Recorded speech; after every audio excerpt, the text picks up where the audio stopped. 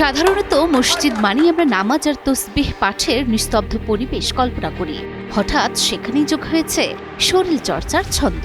ইংল্যান্ডের ব্র্যাডফোর্ডে অবস্থিত জামিয়া উসমানিয়া মসজিদ এবার বিশ্বজুড়ে আলোচনার কেন্দ্রবিন্দু। কারণ এই মসজিদে এখন শুধু 5 ওয়াক্ত নামাজই নয়, নামাজের জামাতের ফাঁকে ফাঁকে চলছে প্রবীণ মুসল্লিদের জন্য পিলাটিস ক্লাস। ধর্মীয় ইবাদত আর আধুনিক সুস্থতার এমন ব্যতিক্রমী মেলবন্ধন সোশ্যাল মিডিয়ায় রীতিমতো ঝড় তুলেছে আর অনুপ্রেরণার গল্প হয়ে ছড়িয়ে পড়েছে লাখো হৃদয়ে। ইংল্যান্ডের ব্র্যাডফোর্ডের হিটন রোডে অবস্থিত জামিয়া উসমানিয়া মসজিদ। প্রবীণদের মুখে হাসি ফোটাতে এবার এই মসজিদের অভিনব উদ্যোগ পিলাটিস ক্লাস। ভাইরাল হওয়া একটি ভিডিওতে দেখা যায় মসজিদের ভেতরে সুশৃঙ্খলভাবে শারীরিক কসরত করছেন একদল বয়োবৃদ্ধ মুসল্লি। হ্যাঁ, ঠিকই দেখছেন, কেবল ইবাদত নয়, প্রবীণদের সুস্বাস্থ্য নিশ্চিত করতে মসজিদ কর্তৃপক্ষ চালু করেছে বিশেষ পিলাটিস ক্লাস।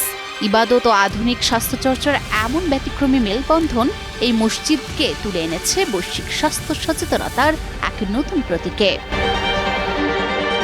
50 ঊর্ধ্ব মুসল্লিদের শারীরিক জড়তা কাটাতে এবং বার্ধক্যজনিত ব্যথা দূর করতে মসজিদের এই অভিনব উদ্যোগ এরই মধ্যে 2 মিলিয়নেরও বেশি ভিউ কুড়িয়েছে। ধর্ম আর সুস্থতার এমন চমৎকার মেলবন্ধন দেখে নেট দুনিয়ার প্রশংসায় ভাসছে মসজিদটি।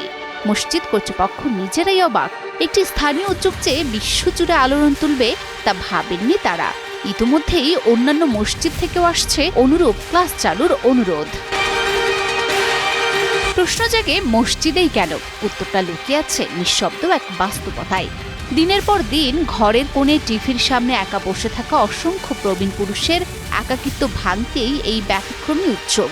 মসজিদ কমিটির লক্ষ্য ছিল তাদের আবার ঘর থেকে বের করে আনা, মসজিদে এসে শরীর চর্চা করা, পরস্পরের সঙ্গে কথা বলার সম্পর্ক গড়ে তোলা।